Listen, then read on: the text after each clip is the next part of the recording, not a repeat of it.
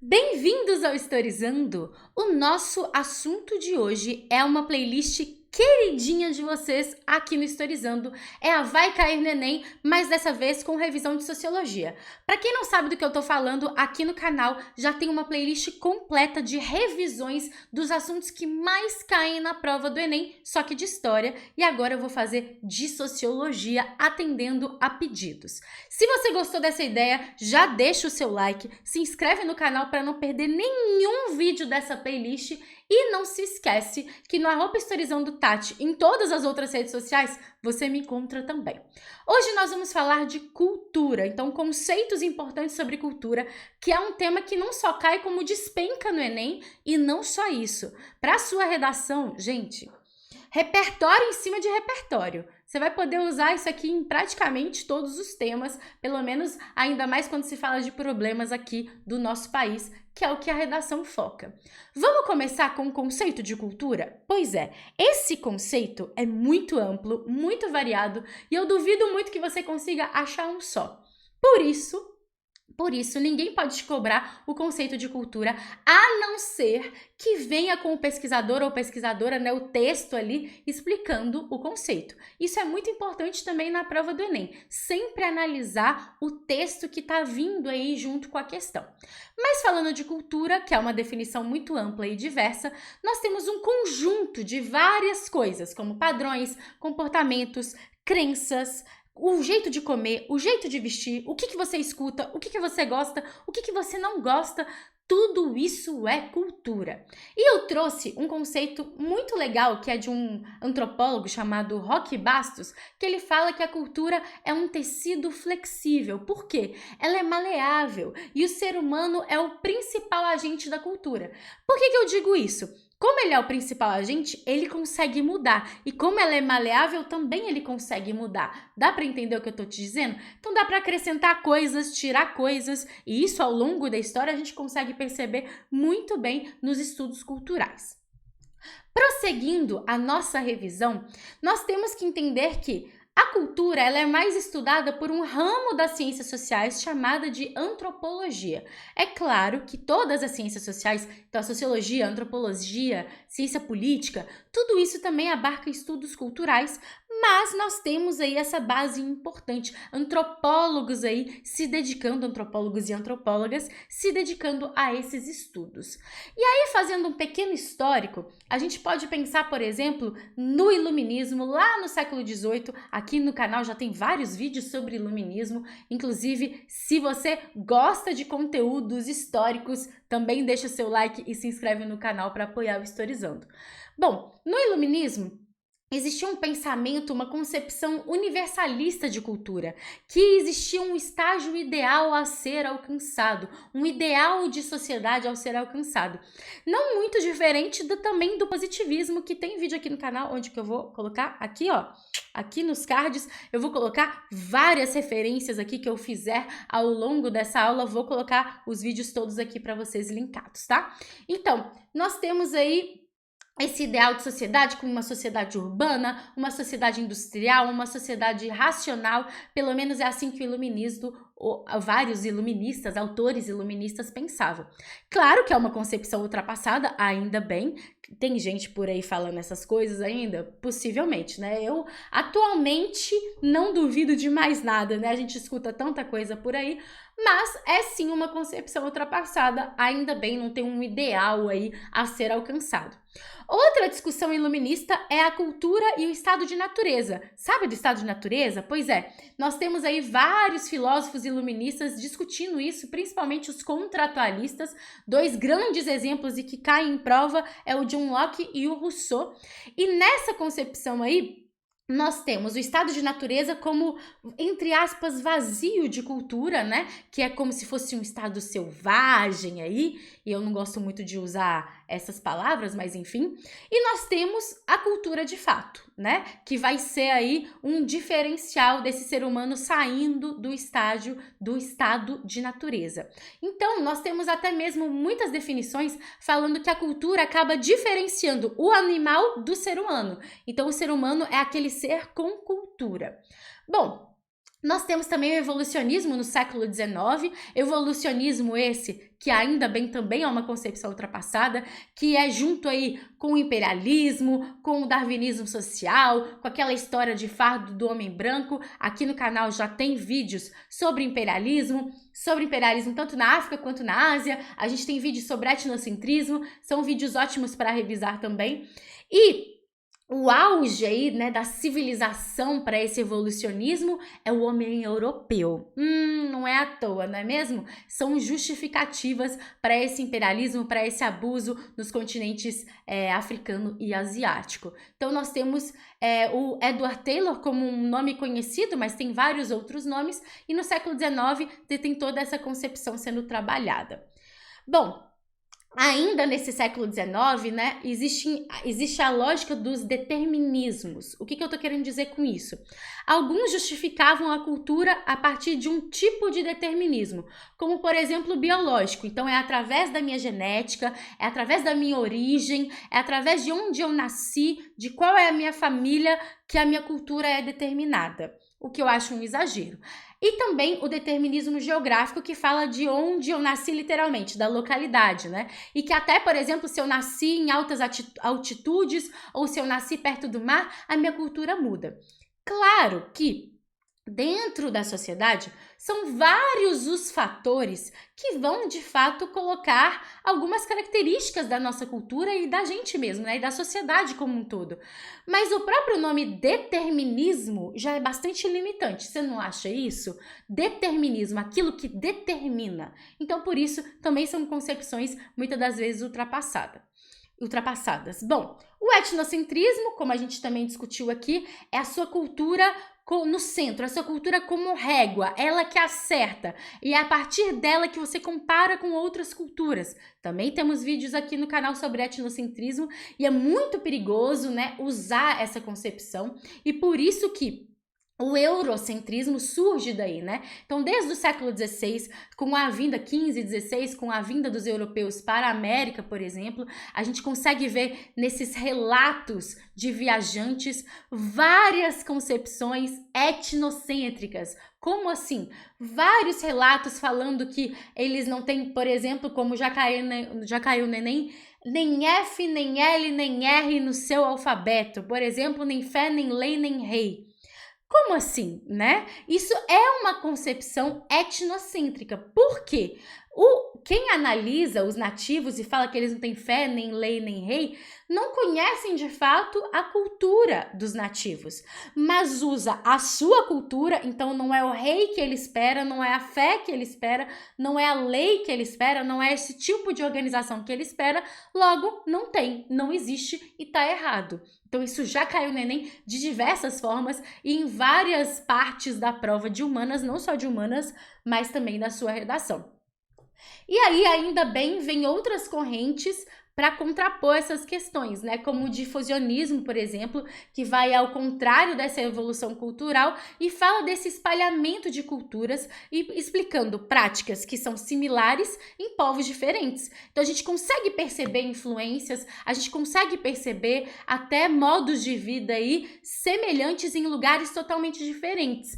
E a arqueologia usa bastante isso para poder identificar, né? Nos artefatos arqueológicos. Existe um exemplo desse difusionismo, que é mais clara aí essa influência quando a gente estuda Grécia e Roma, que eu também vou deixar aqui, tem revisão de Grécia e Roma, que é um assunto, são dois assuntos que caem bastante no Enem. Então, nessa revisão, eu falo dessa semelhança entre as religiões grega e romana. São os mesmos deuses, né? O politeísmo é o mesmo, mas vai alterando alguns nomes, como, por exemplo, Zeus grego é o Júpiter romano, ou a Afrodite grega é a Vênus romana. Então, tem todas essas semelhanças em sociedades, em comunidades diferentes que a grega e a romana. Bom, aí, vindo mais, né, para 19, século 20, aí outras correntes como o estruturalismo, que determina padrões e estruturas em comum entre as sociedades. Então, busca essa estrutura, por isso estruturalismo, busca essa base que move todas as sociedades. Esse ponto em comum, esses pontos, né, em comum que movem todas as sociedades. E aí produz todas essas culturas, né? Práticas religiosas, questões políticas, etc. E o estruturalismo valoriza justamente essa questão religiosa e mítica, né? Para enxergar esses pontos em comum. Então, que muitas das vezes, por exemplo, no século XVIII, século XIX, eles acabavam ignorando questões religiosas, o estruturalismo traz isso como pontos importantes de estudo, de pesquisa. O principal autor é o Lévi-Strauss. Lévi-Strauss esse que é conhecidíssimo no mundo inteiro e também no Brasil. Ele veio ao Brasil, fez estudos com os nossos povos nativos aqui do Brasil, estudos esses que são importantes para as ciências sociais, são bases importantes para as ciências sociais até os dias de hoje. E nós temos aí o Lévi-Strauss determinando 3 fatores da estrutura simbólica do estruturalismo, que é o parentesco, a linguagem e a economia. Então, ele coloca esses pontos em comum aí e consegue perceber essas semelhanças. Eu coloquei um exemplo de parentesco, que é a sociedade patriarcal, que também já tem vídeo no canal. Infelizmente, pessoas ainda acham esse tema polêmico, porque será, né, falar de sociedade patriarcal ou de feminismo, mas aqui no canal tem tudo isso e você pode revisar comigo, você pode aprender comigo. E essa sociedade patriarcal a gente consegue enxergar não só em vários lugares, como também em várias épocas, né? Infelizmente aí é a base de muitas e muitas e muitas comunidades e sociedades, essa sociedade patriarcal. O culturalismo também é uma corrente que vai questionar o evolucionismo e que cada cultura tem as suas particularidades, enquanto o Lévi-Strauss está preocupado com as semelhanças, o Franz Boas e o culturalismo está preocupado aí com essas particularidades, com o particularismo histórico e as diversas possibilidades. Nenhum deles é mais importante do que o outro, né? Ambos aí têm diferenças e não só isso, mas tem importâncias nos estudos antropológicos e culturais. Nós temos o relativismo cultural, que vai determinar, que vai falar que cada cultura tem a sua lógica própria, que não existe cultura superior à outra, assim como se falava muito no século XVIII, no século XIX, e com certeza vai ser uma alternativa para esse etnocentrismo e esse eurocentrismo.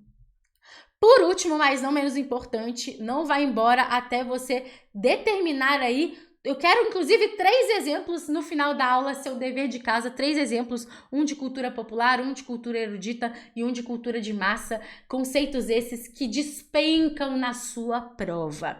Não só no Enem, tá, gente? Em outros vestibulares também, inclusive, se você tá assistindo esse vídeo e quer fazer outros vestibulares, saiba que você também tá revisando, ok? Cultura popular é a forma e a identidade e a história de um povo. Por quê? Se é popular, é da maioria. Se é da maioria, é a base cultural daquela região, daquela sociedade, né? Daquela comunidade. Por isso a cultura popular tem muita importância, mesmo as pessoas tendo muito preconceito com a cultura popular, né? Fala que é algo menor, que, né, não tem um uso intelectual, aquela coisa toda, enfim, bem vários preconceitos aí nesse sentido, muito de uma herança colonial, né? De novo a gente fala do etnocentrismo do século XVI, vindo aí a galera, os portugueses chegando aqui e falando que os nativos não tinham cultura, que eles eram selvagens e todo esse preconceito aí com relação às questões culturais desses povos que são riquíssimos, né? Bom, nós temos então a cultura popular e para diferenciar, né, vem a cultura erudita aí, que é uma produção cultural financiada, envolve grana, financiada pela elite e produzida pelos intelectuais e pelos artistas. Então essa galera paga. É só lembrar do Renascimento, né? Nós temos os mecenas, que aí é uma produção assim, meio que de propósito, né? Uma produção cultural para colocar identidade nessa nobreza, nessa burguesia, etc. E até mesmo em questões religiosas. A igreja também era uma grande patrocinadora no Renascimento. E aí, muitas das vezes essa galera tenta complicar para tentar se separar, sabe? Vou fazer uma coisa difícil, rebuscada, para ninguém entender, e eu duvido até mesmo que a elite acabe entendendo alguma coisa. Não tô falando que toda cultura erudita é assim, tá? Mas que muitas das vezes na história, principalmente, foi usada para essa diferenciação. Então, assim, hoje a gente não tem tanto essa divisão, né? A gente tem um balé que pode ser acessado por muitas pessoas, né? Grupos de dança, ópera, etc. Mas ainda existe esse estigma, né? De uma cultura de elite, uma cultura erudita. É importante a gente saber criticar. E a cultura de massa. Sabe o que é a cultura de massa? É pegar a cultura popular, é pegar a cultura erudita e transformar em produto. Eu gostei de um exemplo assim que eu pensei para dar para vocês, que é o seguinte: tem o macarrão, não tem? Mas tem o miojo. Pois é. Eu pego o macarrão, frito o macarrão, coloco muito sal, muito tempero, coloco um gosto muito artificial e dou para todo mundo, e vendo para todo mundo, e transformo aquilo em produto. Será que você gostou desse exemplo? Faz sentido esse exemplo?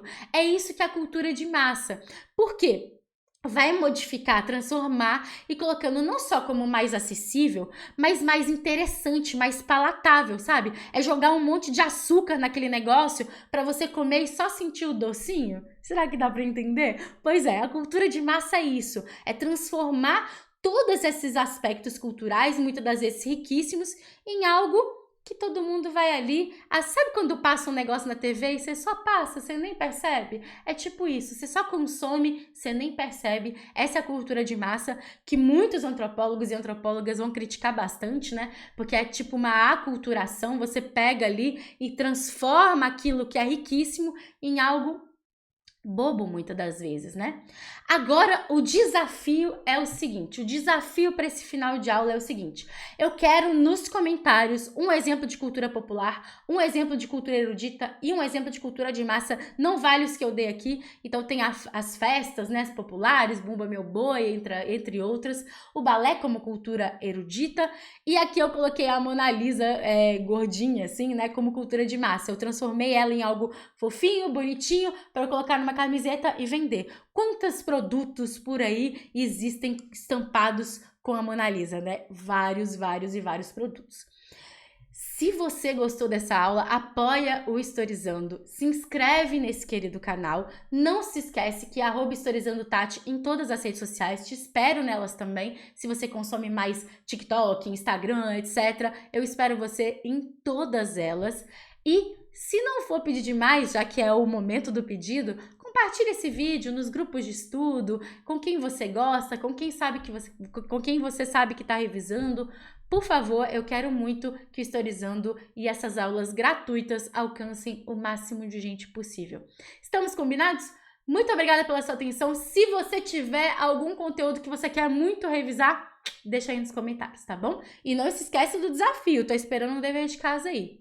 Um beijo e até a próxima.